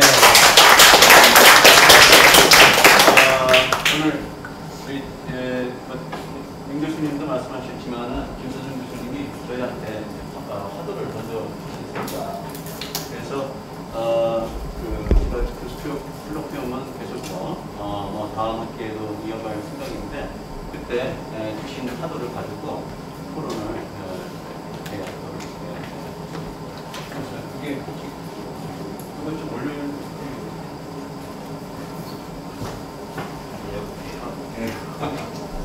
예, 지금 그 총장님이 또 다른 일정이 있으셔가지고 가보셔야 된다고 계시네요. 그래서 그래도 오늘 이 자리에 이렇게 저처럼 이렇게 우리 만났는데 특히 이진정 신부님, 태희 교수님도 오셔가지고 단체 사진을 그래도 한번 찍고 또 총장님은 또 이렇게 다른 일정 때문에 가셔야 되지만 제가 여기 보면은 그래서 아까 이제 총장님이 아까 말씀하시면서 내년에 거버넌스의 변화를 한번 일으켜보겠다 이렇게 말씀하셨는데 그 내용이 어떤 내용일지는 잘 모르겠지만은 사실 우리 교수회가 오랫동안 그 총장 개방 문제를 가지고 얘기를 해왔습니다. 그래서 여기 그 지난 겨울 동계 그 세미나 때도 이걸 이제 우리가 배포를 학교 측에서 했고, 그래서 여기 보면 총장 선거제도에 대한 발전 방안 연구 해가지고 세계 성공에 대한 거버넌스 연구.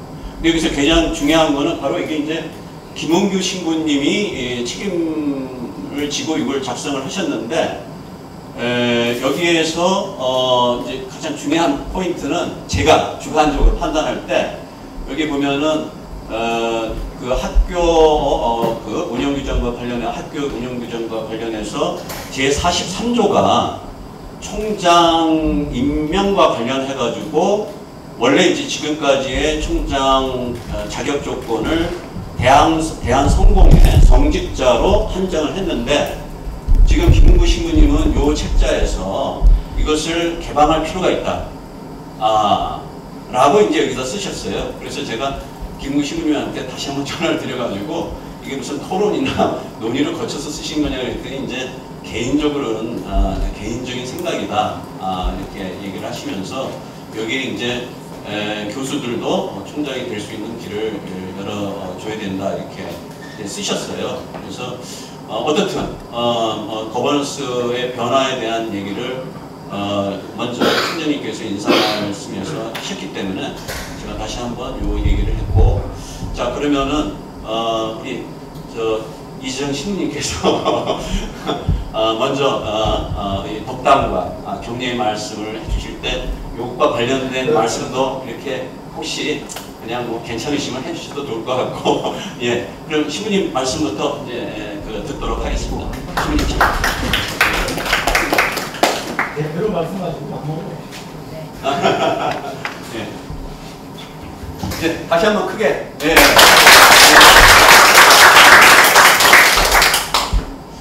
대체로 파장 분위기인데 특히 이영환 선생님이 빨리 가자고 그러시는데 제가 올해로 이제 80입니다. 제가 인생을 이렇게 돌이켜보면서 오늘도 여기 와서 내 인생의 가장 그 고비가 어느 때였을까? 그 고비라는 게 이제 좋은 의미의 고비도 있고 나쁜 의미의 고비도 있는데, 제가 늘 생각해 보면 1999년에 제가 성공회대학교를 떠난 것이 내 인생의 가장 잘못된 판단이었고, 그것이 어떤 의미에서 제가 책임을 다하지 못한 그런 깊은 그 회한이 남는 일입니다. 지금도 제가 어디도 제가 글을 하나 쓰기도 했습니다만, 내 인생에 가장 후회되는 일이 있다면 뭐냐? 그럼 저는 1999년, 정확하게 공식적으로는 2000년 6월입니다만 아무튼 떠난 건 제 큰 잘못이라고 지금도 생각하면서 우리 후배 여러분들께 정말 미안한 마음을 가지고 있습니다. 오늘 그 홈커밍 데이라고 해서 생각하여서 왔는데, 보니까 뭐 전임 총장은 저 양본석 신부만 있는데 머리가 나보다 더 허해가지고 완전히 나의 선배 성기자 같이 이렇게 생각이 들어갑니다. 맞네. 하나 오래간만입니다. 네. 그 성공회 대학이라고 하는 것을 처음 만들 때 가장 우리가 고민했던 대목이 있다면, 우리가 1993년 3월에 서울 시내에서 서울 시내 안에서 20년 만에 새로운 대학으로 대학인가를 그때 받을 때 우리는 왜 대학을 만들어야 하나 하는 고민들을 그때 했었습니다. 이미 서울에 뭐 수십 개의 대학이 있고 그런 대학들이 많은데, 맨 마지막으로 우리가 대학을 만드는 이유는 뭐냐? 성공회의 성직자를 양성하는 기관이 없어서 만든다. 저는 절대 그거 아니라고 생각했습니다. 저는 원래 반대했습니다. 성공회 대학을 만들 때. 우리 그러지 말고 우리가 따로 대학을 가질 필요가 없이, 원래 우리 전통적으로 연세대학교하고 성공회하고 이런 이 연합관계가 있어서 1960년대에 이미 연세대학에 성공회가 공식적으로 이사를 파송하게 된 것은 연세대학교와 신학교육에 있어서 같이 간다. 이런 원칙에서 옛날 성미카엘 신학원 교수로 있던 구두인 신부가 연세대학교 교수로 파송이 되고 급여는 우리가 내고, 연세대학에서는 그냥 교수로서 강의만 하시고 그런 역할들을 해온 관계가 있어서, 우리가 성직자를 양성하는 목적이라면 연세대학교 신과대학에 보내고 그 이후에 필요한 성직 과정에 필요한 게 있다고 그러면 우리는 별도로 또 할 수 있지 않겠느냐. 그래서 사실 성공회라는 교파의 신학이나 교파의 무슨 선교적 목적이나 이런 걸 위해서 대학 만들지는 않는다. 그건 전혀 아니었습니다. 근데 이건 아주 분명하게 말씀을 드립니다. 그러나 우리 내부에서 그런 생각을 가진 사람은 있었으리라고 생각을 해요. 그럼 둘째로 뭐냐, 그럼 우리가 왜 대학을 만들어야 되느냐? 그 수많은 대학들 가운데 우리가 가난한 이 성공회가 대학을 만드는 이유는 뭐냐는 걸 우리가 논의를 하면서, 그 당시 간단한 얘기를 하면 다른 대학과 다른 대학을 만들자. 아까 대학다운 대학이라고 했는데 사실 그게 말은 쉬워도, 그럼 다른 대학과 다른 게 뭐가 다른 거냐?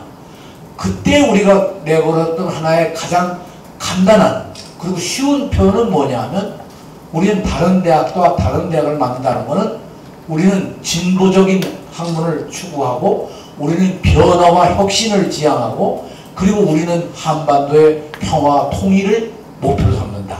하여튼 그걸 교육의 목표로 해보자.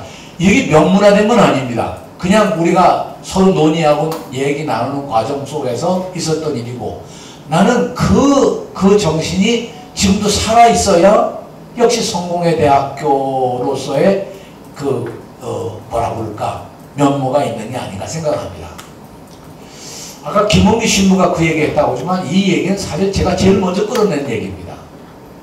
그래서 적당한 기간 동안 일종의 성공회 대학교가 제 발로 설 때까지, 그때까지는 성공회라고 하는 틀, 어떻든 이 지원을 받고 이것이 상당히 중요하니까 그 관계를 유지해야 된다. 그때까지는 성공회 사제가 성공회대학교 총장이 되는 것이 바람직하다. 왜냐하면 성공회라고는 작은 교파지만 거기에 힘마저 우리가 기댈 곳이 없게 되면 한층 더 어려워지는 것이 아니냐, 그런 생각을 했었기 때문에 처음에 그 단계를 가져왔는데, 그럼 언제가 총장을 그렇게 성공회 사제로부터 바꾸는 게 가장 적기였을까? 그건 저는 우리 성공회 대학교의 과거 1914년부터 역사를 이렇게 거슬러서 생각해보면 그 기회는 1994년 9월 1일 성공회 대학교라는 종합대학교의 이름으로 탄생할 때, 그때 그걸 바꿨어야 옳았던 거지.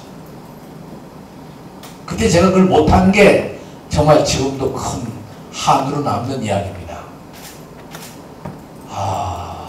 그렇게 하게 된 가장 중요한 것은, 나는 아까 박원홍 선생님 우리 교수들 가운데 총장 된다, 나는 그런 개념은 아닙니다. 오히려 교수는 훨씬 더 넓게, 나는 언젠가 그 얘기를 했지만 아주 글로벌하게 국제사회에서도 총장이 올 수가 있고 어디서 총장이 올 수 있는 그때그때 상황에 따라서 우리가 총장을 뽑는 것은 바람직한 일이다 생각하는 거죠. 가장 비근한 예로 옆에 나라인 그 일본의 성공회 대학교 가운데 가장 유명한 학교가 립교 대학입니다. 그 립교 대학은 영어로는 세인트 폴스 유니버시티라고 이렇게 얘기를 하고, 그 대학은 미국 성공회가 지원해서 만든 대학입니다. 거기도 총장을 초창기에 잠시 얼마 동안 성공회 사제나 성공회 학자들이 했었는데, 그 이후로는 완전히 개방이 돼가지고요. 이 신학 분야는 물론 된 적이 없고, 그냥 일반 학문을 하는 사람들이 되고, 심지어 가장 최근에 지금 총장 이전의 총장은 제일동포였습니다.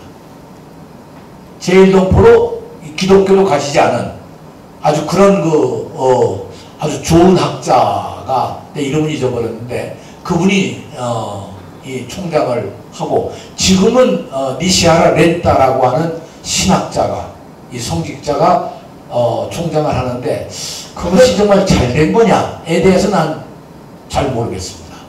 왜 그렇게 돌아갔는지는 살펴보질 않아서, 저하고도 가깝게 지내는 한국말도 제법 좀 하는 일본 성공회에 대해서도 굉장히 우리 친한파, 우리 한국에 대해서 우호적 정신을 가지고 올바른 정신을 가지고, 올바른 정신이라는 건 일본의 식민 통치에 대해서 일본이 아주 정말 통절한 사죄를 한국에 해야 된다 하는 생각을 굳건히 갖고 있는 그런 친구입니다.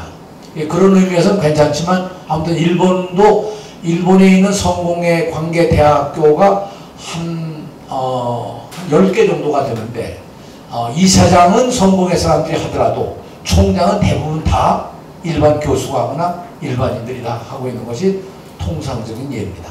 그런 의미에서 성공회 대학교의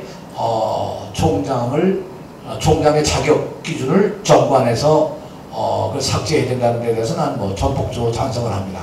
근데 이 이야기가 여기서 나올 것이 아니라 성공회 내에서 얘기가 나와야 되거든요. 여기서 아무리 얘기를 해봐도 정관을 바꾸기에는 좀 역부족이라고 생각하고, 이거를 해나가기 위해서는 성공회 내에서 조직적으로 이런 얘기들을 논의해서 성공회 내에서 하여튼 이 합의점이 좀 만들어졌으면 좋겠다, 이런 생각을 합니다. 아까 그 김서중 선생님이 말씀하신 거에 대해서 한 두 가지만 제가 토를 따라서 말씀드리고 그냥 제 얘기 마치도록 하겠습니다. 제가 캐나다에 유학을 가서 박사학위 할 때가 1984년에서 88년까지인데요. 그때 캐나다에서 처음으로 교수의 정년제도가 없어집니다. 그래서 그걸 먼저 채택한 대학이 맥길 대학입니다. 이 몬트리올에 있는 맥길 대학이 제일 먼저 교수 정년을 폐지를 합니다. 그 이후로 북미 대학들이 다 정년을 폐지하는 그런 걸로 가서 정말 석학들이 학교에서 계속 연구도 하고 강의도 할 수 있는 그런 환경을 만들어간 거죠. 물론 정규 교수와 똑같은 대우를 해주거나 그런 건 아닐 거라고 생각합니다만 그거까지는 정확하게 모르겠는데 대우 문제는 대우 문제고 그런 교수와 연구자로서의 스테이터스를 주고 대학에 머물도록 하고 그 연구가 계속될 수 있도록 한 거는 정말 그건 전 잘한 일이라고 생각하고 우리나라도 그렇게 가야 된다고 생각합니다. 왜냐하면 실제로 대학에 오래 머물렀던 분들이 가르치는 데 대해서보다도 훨씬 더 성숙한 연구를 통해서 좀 더 여러 가지 면에 기여를 할 수 있기 때문에 그런 어떤 제도적인 장치를 만드는 게 좋을 거다. 우리가 명예교수나 무슨 뭐 이런 거가 아니고 그런 게 아니고 그야말로 구체적으로 연구할 수 있는 그런 뭘 만들면 좋겠다. 그런데 전 사실 오늘 여기 오면서 하고 싶은 얘기가 그거와 연관해서 한다면 이 얘기입니다. 1997년쯤에 중앙일보가 기획기사로 만들기 시작한 것이 신영복 선생님과 이 신영복 선생님 같이 괴를 하는 여러 젊은 학자들이 성공회대학교에 많이 모여서 연구도 하고 가르치고 있다는 것에 대해서 한국의 지식인의 지도가 바뀌고 있다. 그러면서 한국의 지식인의 지도가 바뀌면서 성공의 학파가 만들어졌다 하는 걸 중앙일보가 씁니다. 그러니까 성공의 학파라는 건 우리가 만든 것, 우리가 쓴 것도 아니고 사실 중앙일보가 붙여준 이름입니다. 그래서 저는 어떤 형태로든 성공의 학파라고 하는 것이 그냥 한번 있었던 이름이 아니라 구체화된 학파로서 남을 수 있으면 좋겠다고 생각을 합니다. 나는 그 학파라고 하는 것을 우리가 흔히 그냥 어떤 학파의 학문적 흐름으로만 볼 것이 아니라 연구와 이런 걸 중심으로 하는 그리고 대학 교육이나 이런 것까지 다 포함한 한국의 지성의 길이 가야 될 그런 여러 측면의 이야기들을 집대성할 수 있는 그런 학파, 연구소보다 한층 더 한 단계 높은 단위의 그런 새로운 뭔가 만들어지면 좋지 않을까. 그게 만들어지면 이게 정말 꼭 있어야 된다. 그렇게 생각한다면 돈은 저절로 들어옵니다. 돈이 있어야 이걸 하는 게 아니냐. 그거는 영원히 못합니다. 그러나 이걸 하다 보면 이게 정말 필요한 거다 하고 공감대가 있고 사람들 야 그거 정말 괜찮아. 성공의 학파에 모인 사람들이 보면 몇몇이 정말 참 이 시대에 비치고 미래를 밝혀줄 사람들이야. 그러면 거기엔 다 나고 되겠죠. 우리 이 교수님이 평생 일본어 여기를 가지 하셨는데 요즘같이 일본하고 이렇게 가까워진 시대가 없는데 하실 일이 많지 않을까. 네. 근데 이제 이렇게 생각해보면 성공의 학파라고 하는 걸 그때 그냥 우리가 무심코 지나가는지 모르겠지만 어떤 의미에서 신영복 선생님을 중심으로 해서 성공회 대학에서 진보적인 학문을 가지고 변화와 혁신을 추구했던 사람들의 그 지성과 열정이라고 하는 거에 대해서 평가를 한 것이고 이것이 좀 정말 지속됐으면 좋겠다 이런 생각을 가졌으리라고 생각합니다. 네. 그게 하나고 마지막으로 총장님하고 우리 이종인 부총장님하고 우리 최영국 선생님하고 몇몇 가지 여러 가지 얘기를 나눴습니다만 앞으로 가능하면 오늘 내놓은 이런 이야기를 그저 여러 사람들의 담론으로 해서 이렇게 여러 명이 모여가지고 막 얘기해서 정리될 문제는 아니고요. 조금 더 심도 있는 연구들 일부가 해서 그런 연구와 방안을 해서 성공회 대학교가 반드시 이 역사에 이 중요한 역할을 할 수 있고 해야만 합니다. 그걸 안 하면 할 데가 없습니다. 근데 오늘 얼핏 보니까 더 높이 더 멀리 비상해서 하늘로 올라가 버리면 사라져 버리는 건데 그래서 내가 앞에서 그럼 공중분해 하자는 건가. 근데 가만 보니까 박은호 선생이 그건 아니고 아까 자꾸 파란색 가지고 뭐 연상하지 마라 뭐 그런 얘기하는 거 보니까 정치적 의미가 좀 있긴 있는 것 같아요. 네. 그래서 제가 뭐 저걸 아까 얘기대로 하늘 같은 뭐 희망을 가지자 뭐 이런 얘기를 하셨다고 하는 것 같은데, 아무튼 그런 의미에서 오늘 이 자리가 단순히 콜로키움을 하고 홈카밍 데이에 몇몇 은퇴한 사람들이 와서 같이 덕담 나누고 밥 먹고 하는 것보다도 우리가 정말 어떻게 하면 이 시대에 1993년 다른 대학과 다른 대학을 만들자 하고 고민했던 초창기 성공회 대학교의 스태프들과 그리고 오늘 새롭게 들어와 있는 새로운 학자들과, 그리고 그때는 이런 문제들을요 교직원도 같이 논의했습니다. 그리고 저는 이런 모임이 가능하면 학생 대표들도 왔으면 좋을 것 같다고 생각해요. 고민을 같이 해야 돼요. 그래서 학생들, 교직원, 교수가 다 모여서 정말 이 대학이 왜 필요한 거냐 이 시대에. 나는 필요 없다 그러면 뭐 아낌없이 버리는 것도 방법이에요. 다른 대학과 유사한 대학을 그냥 비슷하게 있으려면 있을 존재 가치가 없는 거예요. 저는 그런 의미에서 성공회대학교는 다른 대학과 다른 어떤 무엇을 만들어낼 수 없으면 나는 성공회대학교의 의미는 존재의 의미가 없다고 생각합니다. 저는 이런 의미에서 우리가 과감하게 어떻게 이걸 극복해 나갈 수가 있겠냐는 것은 우리 각자가 다시 한번 그런 열정과 이 힘을 모아서 다시 한번, 여기 아까 다시라고 앞에 써 있어서 다시 그런 생각을 가집니다. 아유, 너무 길게 말씀드리면 미안합니다. 하여튼 모두 건강하시고요, 행복하시고 늘 그러시길 바라고, 저는 지금 용인에 삽니다. 네.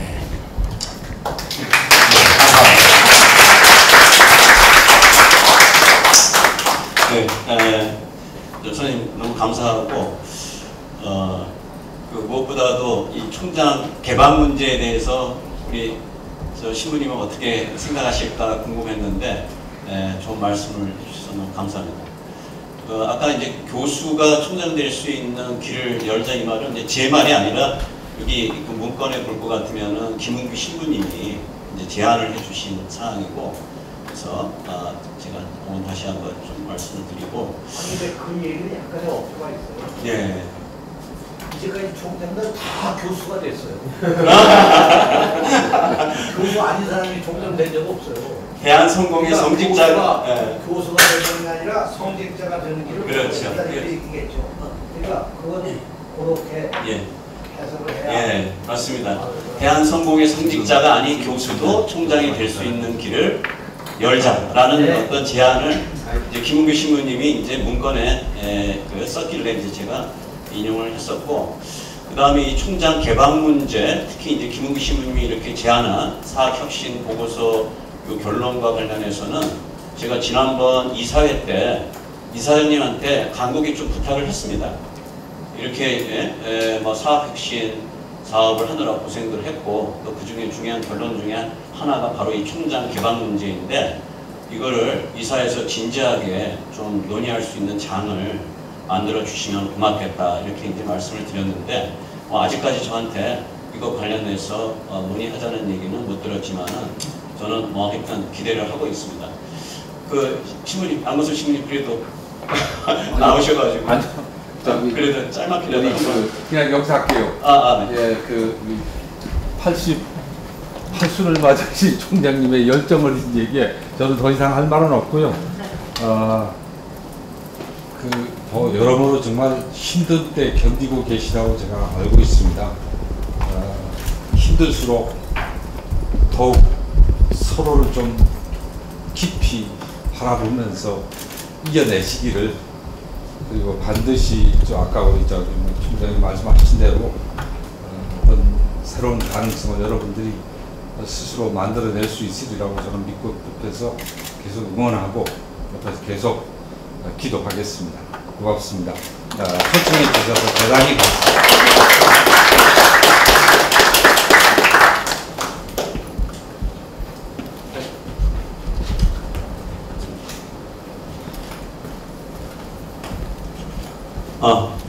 우리 부총장 전직 부총장님을 대표해서 그래도 이영호 선생님 짧게 한번 말씀해 주시면 고맙겠습니다. 대표해서. 아까 이재정 신부님 그냥 대표 연설로 끝내도 될 것 같긴 한데 어차피 돌아가게 되니까 다들 한 말씀씩 하시는 걸로 하고. 사회자를 완전히 무시하네. 이재정 신부님 말씀하신 내용 중에 그 중앙일보 기사는 제 기억으로는 성공의 학파가 아니고 성공의 대파였습니다. 성공의 대파 이렇게 해서 아마 학파라고 붙이기에는 아직 뭐 실체가 분명치 않고 그래서 고민하다가 아마 붙인 이름이 성공의 대파 이렇게 해서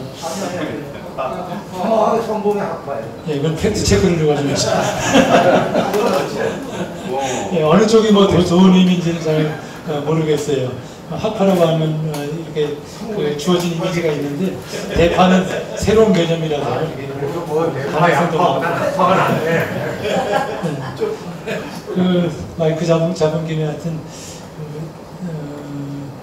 아까 그 김도진 선생님 발표 맨 앞부분에 요점이 다 있다고 보는데 구성원의 사기와 잠재력 얘기를 하셨는데 그 두 가지가 저는 뭐 제일 중요하다고 봅니다.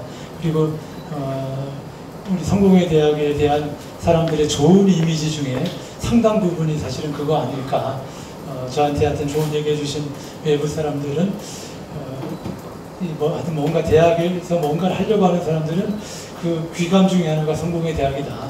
뭔가 구성원들이 자유롭게 적극적으로 뭔가 새로운 걸 실천할 수 있고 구상할 수 있고 또 연합할 수 있는 하여튼 그런 모델을 좀 보여준 것 같다라고 하는 그런 이미지를 이렇게 해주셨는데 그게 바로 구성원의 사기와 잠재력. 구성원이 잠재력을 최대로 발휘할 수 있으면 뭐 최고의 대학이 아닌가 이런 생각이고 그걸 어떻게 그렇게 만드느냐가 참 중요하겠지만은 이 자리를 맡으신 분들은 그거를 위해서 노력하는 게 제일 중요한 포인트가 아닐까. 여러 가지 행정적인 또 기술적인 문제들도 많겠지만은 구성원들이 어떻게 하면은 정말 자기 잠재력을 발휘할 수 있는 그런 분위기를 만들까 하는 그걸 위해서 하여튼 우리 이제 졸업한 사람들도 같이 좀 지혜를 모으고 같이 기도하고 그렇게 했으면 좋겠습니다. 고맙습니다. 네. 아니, 인사는 하세요. 강희성 교수님. 공면. 네, 감사합니다. 저는 오늘 정말 오랜만에 이재정 선생님의 그 대학 그 설립 당시에 그 포부와 그 기상이라고 기백이라고 할까요? 그때 그 말씀을 정말 예전에 제가 98년에 처음 임명이 됐는데 그때도 말씀을 하셨었습니다. 근데 정말 그 20여 년 지나면서 좀 까마득히 잊었던 그런 말씀을 해주신 것 같아서 아주 참 새롭고 좋았습니다. 그리고 김서중 선생님의 그 발표 말씀 들으면서 정말 어렵지만 그 어려움 가운데에서도 선생님들과 또 전부 형제 여러 선생님들이 잘 지혜롭게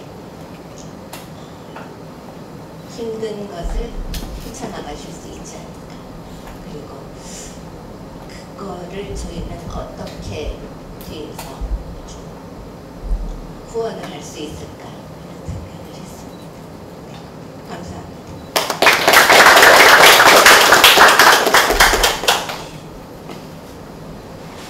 정말 죄송합니다. 본의 아니게 저까지 마이크를 잡았는데 그냥 끝낼까요? 사실은 제가 100주년 때 드렸던 말씀이 있어요. 어떤 얘기를 했었냐면 학교의 총장을 후원자들이 뽑도록 하자. 그래서 학교에 굉장히 많은 그 사람들한테 후원을 좀 부탁드리고 여러분들이 참여해서 총장을 뽑는다. 그러려면 가원수 좀 바뀌어야 되고 그 다음에 이 구성원 이 총장 투표위원들이 좀 잘 구성이 돼야 되겠죠. 이런 고민을 한다고 그러면 우리가 그래도 조금 재정적인 문제에서 좀 벗어날 수 있지 않을까 이런 생각을 했고요. 그 다음에 오늘 놓치면 안 되는 얘기가, 제가 은퇴한 사람이 되면서 제 얘기를 하는 것 같아서 좀 죄송하긴 한데, 앞으로 5년 안에 굉장히 많은 사람들이 나가는데 그게 다 사실은 정말 성공에 대한 학파거든요. 성공의 학파거든요. 이 사람들을 어떻게 학교의 자원으로 잘 쓸 수 있을지를 좀 고민해 주셨으면 좋겠다, 이런 말씀을 드립니다. 고맙습니다.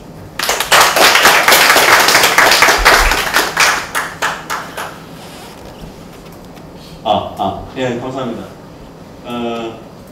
지금 김진혁 교수님이 재차 강조하셨지만은 우리 이재정 신부님께서 뭔가 저희들한테 뿌듯하고 또 자긍심을 갖게 해주는 그 단어, 성공의 학파, 성공의 대파라고 하지만 성공에 대해 학파로 절충적으로 해서 정리하겠습니다.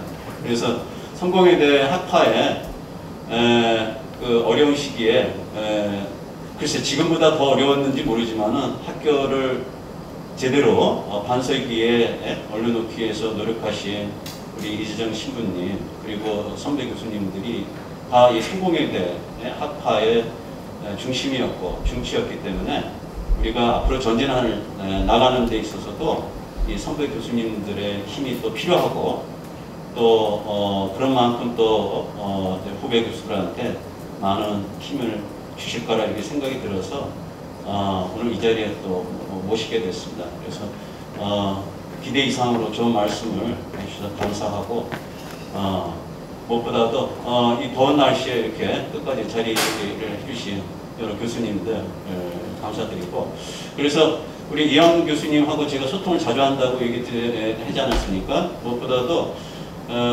저희가 이제 우리 이영 교수님이 학교에 대한 애정이 참 크신데 여러 가지 뭐 저한테 조언도 주신 중에 하나가 명예교수 조항과 관련해서 지금은 20년으로 돼 있는데 이거를 대폭 좀 저기에서 10년이든 해서 일단 성공에 대해서 교육과 연구와 또 많은 일을 해주신 선생님들을 그 횟수에 관계없이 다 이게 성공에 대한 명예 교수를 이렇게 좀 모시는 거를 적극적으로 생각하면 좋겠다라고 또 저도 적극적으로 뭐 동의하는 바이고 해서 우리 그 최영무 교수님한테 제안을 했더니 적극적으로 행정적으로 한번 고려하시겠다고 이렇게 얘기를 하셨습니다. 맞죠?